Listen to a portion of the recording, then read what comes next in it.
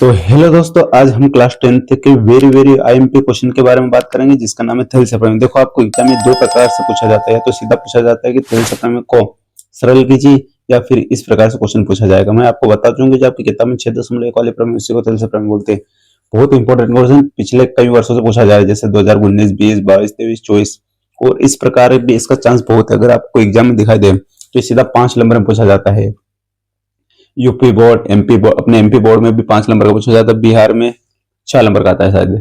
ठीक है, तो एक बार इसको आप जरूर देखें, शुरू से लगा के लास्ट तक देखना। इसको मैं बहुत ही सरल और आसान तरीके से समझाने वाला हूँ। देखो, पहले हम समझते हैं कि थेल्स अप्रमेय होती क्या, एक्चुअल में चीज है क्या।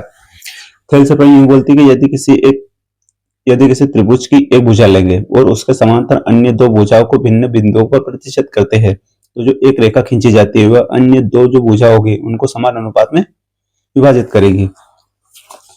होता यूं है, पहले इसको हम समझते हैं थेल्स अप्रमेय क्या है, फिर इसको बहुत ही आसान तरीके से समझेंगे। थेल्स अप्रमेय यूं बोलती है कि आपने कोई सा त्रिभुज लिया, जैसे मैंने एक त्रिभुज लिया, ठीक है, आपको दिखाई दे रहा होगा स्पष्ट। जैसे मैंने एक त्रिभुज ले लिया, इसको नाम दे दिया ए, और इसको नाम दिया बी, और इस वाले को नाम दे दिया सी। किसी एक भुजा तो क्या बोल रहे हैं कि एक भुजा के समांतर, समांतर क्या होता है, जैसे मैंने एक भुजा खींची ये वाली, और इसके समांतर ये वाली भुजा, मतलब जो आमने सामने होती है उसको समानांतर बोलते हैं। तो ये वाली भुजा, एक भुजा आपने ये वाली भुजा ले ली। चलो मैं पेन चेंज कर देता हूँ जरा। देखो जरा क्या किया, ये वाली भुजा ले ली और इसके समानांतर ऐसे ही खींचेंगे, तो अन्य दो भुजा, ये जो अन्य दो भुजा है इसके समानांतर हमने ऐसे करी, खींच दिया, ठीक है। तो यहाँ पर क्या करिए, प्रतिच्छेद कर रही है, इसको हमने नाम दे दिया डी और ई। तो क्या ये समान अनुपात में विभक्त कर रही है, जैसे ये वाला, जो ये वाली दूरी हो गई यही वाली हो गई, और जो ये वाली दूरी है इतनी ये वाली होनी चाहिए। आ रहा समझ? तो हमें प्रूव करके बताना कि जो ए से डी तक की दूरी है, ए से डी बटे डी से बी, डी से बी बरोबर ए से ई बटे ई से सी। यही हमारी क्या है, थेल्स अप्रमेय। ठीक है, अब इसको हम बहुत ही आसान तरीके से समझने वाले हैं। ठीक है, तो चलिए बिना किसी समय गवाए हम इसको करते हैं स्टार्ट। देखो, एक बार आपने क्वेश्चन बहुत आसान तरीके से समझ लिया। क्या बोल रहा है कि यदि किसी त्रिभुज, तो अब सबसे पहले त्रिभुज बना लेते हैं। इसको मैं साइड से कर देता हूँ, यहाँ लिखते हैं, इस साइड से करते हैं स्टार्ट। थोड़ी बड़ी है, हल। एक त्रिभुज बनाया मैंने, ये ले लिया मैंने एक त्रिभुज। ठीक है, आपको क्लियर दिखाई दे रहा होगा, इसलिए मैंने है ना इस वाला पेन का यूज किया, जेल पेन नहीं लगा रहा हूँ ताकि उसमें क्लियर दिखाई नहीं देता है। ए बी सी, ठीक है। अब इसके समानांतर जैसे मैंने किया था, अभी इसको समांतर किया और इसको नाम दिया डी और इसको नाम दे दिया ई। ठीक है, अब हम करेंगे क्या, अब हम लंब खींचते हैं। देखो जरा, हमें प्रूव करना है ए से ई इसके बराबर सिद्ध करना है। तो हम क्या करते, यहां से एक लंब डालते इस वाली भुजा पे, ए से ई पर, ए से ई पर लंब डाल दिया, जिसका नाम दिया हमने, कुछ भी दे दो, चलो एम दे दो। और इसी प्रकार ए से इस वाली पे, ए से डी पे एक लंब इस पर डाला, जिसको नाम दे दिया एन। लेकिन जैसे हमने इस पर लंब डाला, इस प्रकार इसको इधर मिला देना और इसको इस साइड मिला देना। इतना समझ में? ठीक है, अभी हमारा हो गया चित्र कंप्लीट। अब हम इसको करते हैं आगे सोल्व। तो पहले हम लिखते हैं सिद्ध क्या करना है, हमें सिद्ध करना है। चलो मैं से बैठ जाता हूँ, सिद्ध करना है। चलो ठीक है, लिखते हैं सिद्ध करना है। हमें सिद्ध क्या करना है पहले तो वो लिख लेते हैं। तो हमें सिद्ध क्या करना है, जो अभी मैंने बताया था, ये त्रिभुज ए बी डी में, त्रिभुज ए बी सी में, त्रिभुज ए बी सी में क्या कि ए से डी, ए डी बटे डी से बी, डी से बी बरोबर ए से ई, ए ई बटे ई से सी, ई से सी। ये हमें प्रूव करके बताना है। ठीक है, ये तो हो गया हमारी बात। हमें लिखना पड़ेगा सिद्ध क्या करना है, नंबर इसी के ही मिलेंगे। सिद्ध क्या करना है, रचना लिखनी पड़ेगी। अब लिखते हैं हम रचना। आई होप कि आपको समझ में आ रहा होगा, क्लियर भी रहा होगा। देखो जरा रचना क्या होती है। रचना में हमने क्या किया कि यहाँ से एक लंब डाला, ए से डी पर एक लंब डाला और ए से ई पर लंब डाला, ठीक है। तो हम लिखते हैं, सबसे पहले इसको लिखते हैं। लंब डालने का मतलब क्या है कि डी से जो एम है, ये लंब है, डी एम लंब है किस पे, ए ई पर। तो डी एम ये लंब का चिन्ह है, लंब है किस पर, ए ई पर, ए ई पर। एक तो ये हो गया, अरे समझिए, एक ये वाला ई एन, ई एन लंब है किस पर, ए डी पर, ए डी पर। इतना है समझ में, बहुत ही आसान। देखो जरा इस क्वेश्चन को मैं साइड से कर देता हूँ। इतना आ रहा समझ में। अब देखो जरा, अब इसके बाद क्या करते हैं, अब हम त्रिभुज लेंगे। पहला वाला त्रिभुज लेते, ए डी बी। देखो यहाँ पर दो त्रिभुज दिखाई दे रहा होगा आपको, जो मैंने वाला चित्र बनाया था। इसमें देखो जरा कौन कौन से दो त्रिभुज दिखाई दे रहा होगा आपको। एक तो ये ऊपर वाला, तो ये दिखाई दे रहा है, ठीक है। तो सबसे पहले हम इसको लेते हैं, A D E, A D E त्रिभुज ए डी ई। तो त्रिभुज ए डी का क्या करेंगे, त्रिभुज ए डी का क्षेत्रफल निकालते हैं। त्रिभुज ए डी का क्षेत्रफल, अच्छा त्रिभुज का क्षेत्रफल क्या होता है, 1/2 आधार गुणित ऊंचाई, 1/2 आधार गुणित ऊंचाई। इतना रहा समझ में, आपको दिख भी रहा है क्लियर, ठीक है, कोई दिक्कत नहीं। देखते जाओ, तो 1/2 ये ऐसे चलता रहेगा कि त्रिभुज ए डी ई का क्षेत्रफल, देखो जरा आधार। अब अच्छा आधार क्या होगा, आधार ए से ई, ये तो लंब है हमारा, और लंब हमेशा ऊंचाई होती है। तो ऊंचाई अगर ये होगी, हमने पहले इस वाले का लेते हैं, ठीक है। तो इसमें जो हमने ये वाला लंब लिया, पहले इस वाले लंब को ले लेते हैं, फिर इसको ले लेते। चाहो तो आप ये वाला ले लो, ये वाला कोई भी ले लो। तो हम पहले इस वाले को लेते हैं, इस वाले को। तो ये हमारे क्या होगी, ये तो ऊंचाई होगी। अगर ये ऊंचाई है तो इसके जस्ट सामने होता है आधार। तो आधार क्या होगा, ए से ई, ए से ई क्या होगा, आधार। तो ए ई क्या हो गया, आधार, और ऊंचाई क्या होगी, ये वाली डीएम। इतना रहा समझ में, ठीक है। अब एक और त्रिभुज लेते हैं। इसमें जरा देखो, हमको ये वाला ज्ञात करना है, तो ए ई मिल गया, ए मिल गया। अब जस्ट इसके नीचे ई सी मिलेगा, तो ई सी कहां पर, ये वाला। तो हमें ये वाला त्रिभुज लेना है और इसको आधार मानना है। जब ये वाला लेंगे, देखो मैं दूसरे पेन से यूज करता हूँ, दिखाई देगा आपको। ये वाला लेंगे तो इसमें ये वाला त्रिभुज और ये वाला दिख रहा है, एक और त्रिभुज, ये वाला और ये वाला त्रिभुज लेंगे आप, ठीक है। लेते हैं हम त्रिभुज सी C D E, C D E का क्षेत्रफल क्या होगा, त्रिभुज सी डी ई का क्षेत्रफल 1/2, वही वाला 1/2 आधार गुणित ऊंचाई लिख देना, आधार गुणित ऊंचाई। इसमें भी आधार, अब इसमें आधार क्या होगा, ये वाला, ठीक है। सी ई से सी, ई सी, तो 1/2 ई सी, अच्छा इसमें ऊंचाई क्यों होगी, अब बोलो ये वाली बिल्कुल नहीं होगी, क्यों, क्योंकि ऊंचाई हो ही नहीं सकती। ये हमने लंब तो डाला इस पे, लंब तो ये जहां पर 90 डिग्री, जैसे ये भी 90 डिग्री बन रहा है, ये भी 90 डिग्री का बन रहा है, ठीक है। तो इस वाले का क्या होगा, इस वाले का होगा यही वाला, ये जो आपने क्लास 9th में पढ़ा होगा, ये कौन सा एक त्रिभुज है, ठीक है। जैसे मैंने ये वाला त्रिभुज बनाया, ये वाला त्रिभुज, और इस पे बाहरी लंब है, ये लंब कौन सा, बाहरी लंब। तो जो त्रिभुज होता है, इसका जो बाहरी लंब होता है, हम इसको ऊंचाई मान सकते हैं, ठीक है। जो बाहर का लंब है, तो ये बाहरी लंब है, तो इसमें ये ऊंचाई हम मान सकते हैं। तो इसकी ऊंचाई क्या हो जाएगी, डीएम हो जाएगी। इतना है समझ में, ना तो कोई दिक्कत नहीं।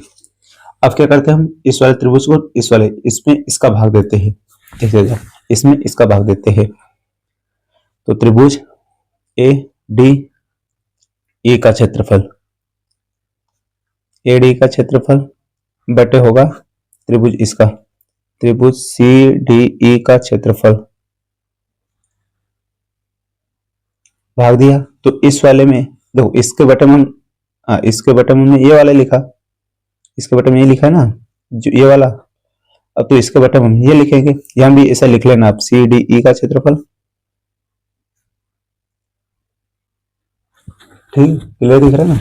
देखो इसके बटे हम ये लिखेंगे 1/2 ए गुना डीएम। बहुत ही सरल, आप 2 से 3 बार प्रैक्टिस करो तो बहुत ही आसान से लगेगा आपको। ये पहली बार देख रहे हो तो ऐसा लगेगा, कभी आपने देखा हो तो बहुत ही सरल है। ठीक है, देखते जाओ। अब क्या करना है, देखो ए बटे में है संख्या, तो 1/2 कैंसिल हो जाए, डीएम डीएम भी कैंसिल हो जाएगा। देखो कितना सरल हो गया। ये हो रहा हमारा त्रिभुज एडीई, एडी का क्षेत्रफल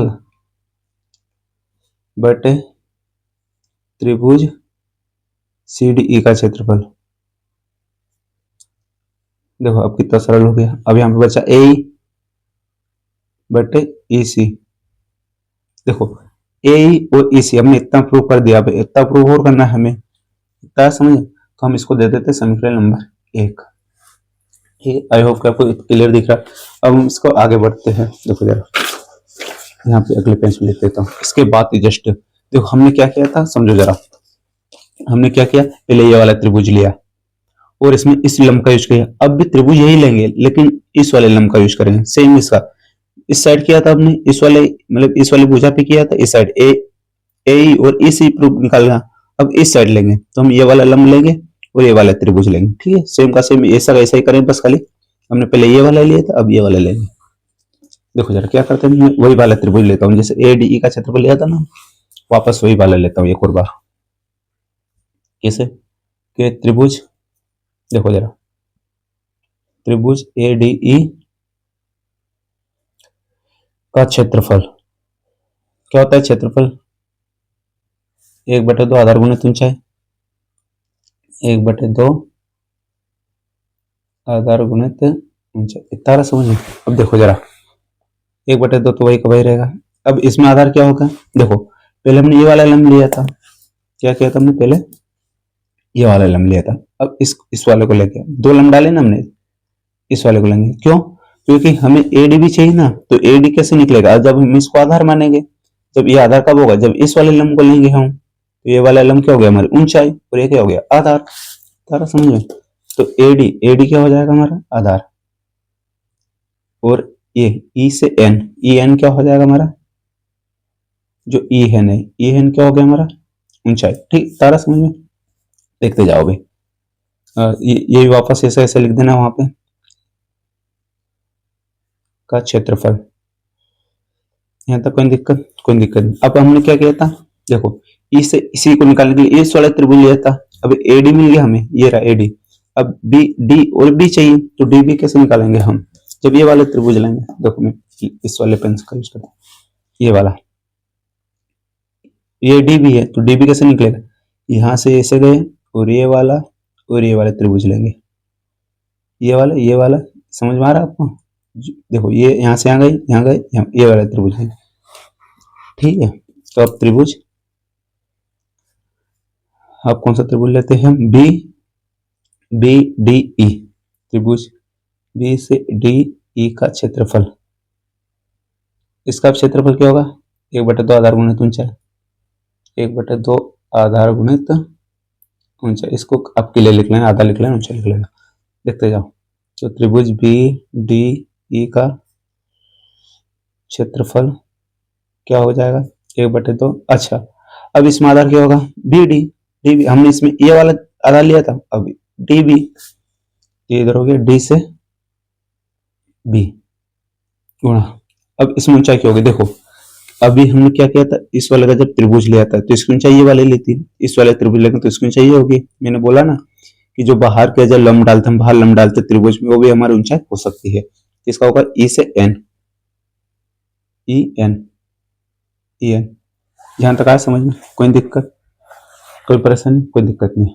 अब क्या करते हैं हम, क्या कहता है, इस वाले का यह समीकरण, इसमें इसका भाग देंगे, तो त्रिभुज ए डी ई, दिखाई दे रहा क्लियर, ए डी ई का क्षेत्रफल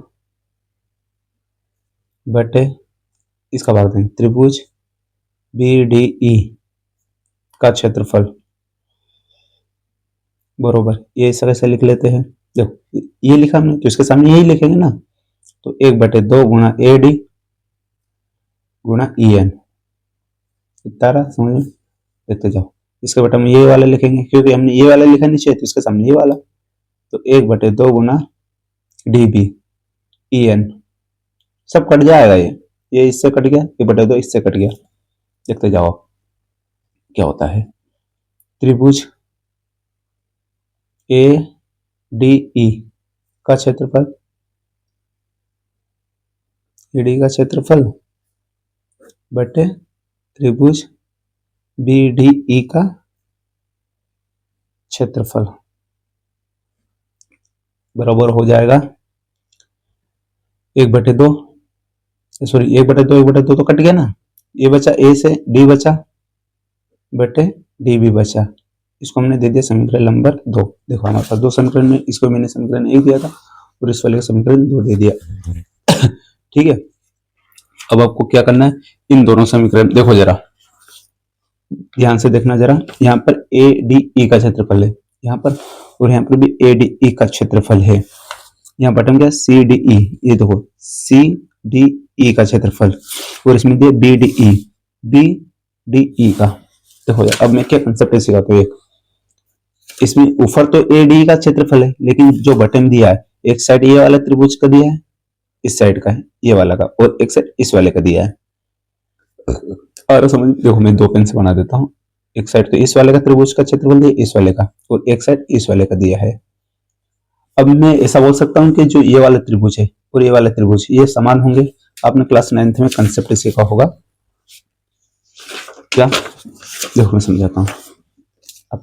देखो क्लास 9th में पिछली क्लास में कि हमने क्या किया, एक भुजा ली, एक रेखा ली और उसी के समांतर एक और रेखा खींच दी। ठीक है, अब इससे हम त्रिभुज बनाते हैं। देखो एक साइड इससे बनाता हूं मैं, ये बनाया मैंने, एक त्रिभुज बना दिया ये वाला, तारा समझ में। अब इसी एक साइड एक और त्रिभुज बना देता हूं ये वाला। आपको 2 त्रिभुज दिखाई दे रहे होंगे, एक लाल वाला और एक नीले वाला। लाइट थोड़ी खराब हो चली है भैया, ठीक क्लियर दिख रहा होगा आपको। एक ये नीला वाला त्रिभुज है, एक नीला वाला। अच्छा इसको मान दे दिया ABCD, कुछ भी दे दिया, तो एक त्रिभुज ABD, सॉरी ABC है और एक ABD, तो ABD ये दोनों क्या होंगे, बराबर होंगे। ये हमारे क्लास 9th में हमने पिछली क्लास में समझा है। ठीक है, ये दोनों बराबर होते हैं। तो मैं ऐसा बोल सकता हूं क्या कि जो CDE है, CD का क्षेत्रफल और BD का क्षेत्रफल बराबर होगा। हर समझ में, CD का क्षेत्रफल बराबर होगा, इन दोनों क्षेत्रफल बराबर होगा। अगर जो ये बराबर होगा तो ये दोनों भी आपस में बराबर ही होंगे।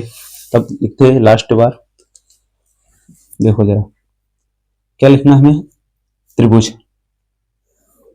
समझते भैया, लाइट का थोड़ा कुछ कह नहीं सकते। CDE का क्षेत्रफल,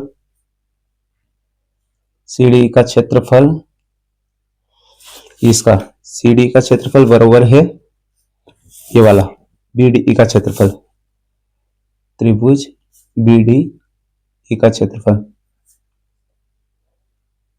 ये बराबर है। क्यों है ये भी लिख लेते हैं हम, क्योंकि यह दोनों समानांतर, क्योंकि यह दोनों समानांतर भुजा के बीच समानांतर भुजा के बीच चल रहा है नहीं वीडियो तो, हाँ समानांतर भुजा के बीच बने हुए त्रिभुज है।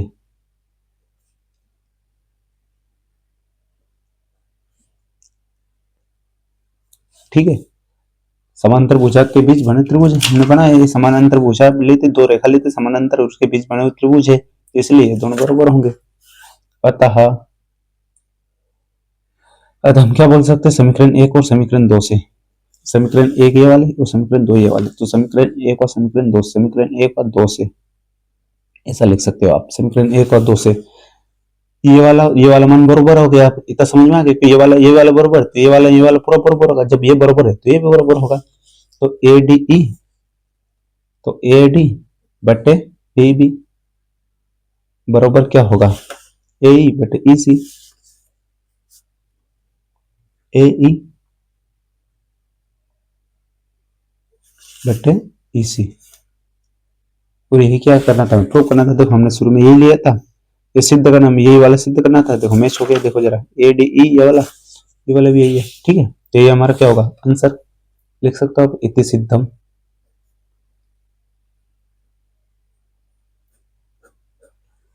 अच्छा, वीडियो अच्छा लगा हो तो चैनल को सब्सक्राइब भी करो, अपने दोस्तों को शेयर जरूर करें। अब आपको क्या करना है, पहले इसका स्क्रीनशॉट ले लो, दिखा दे रहा होगा पहले, और इसके बाद इस वाले का स्क्रीनशॉट ले लो, ठीक है। चलिए वीडियो करते ही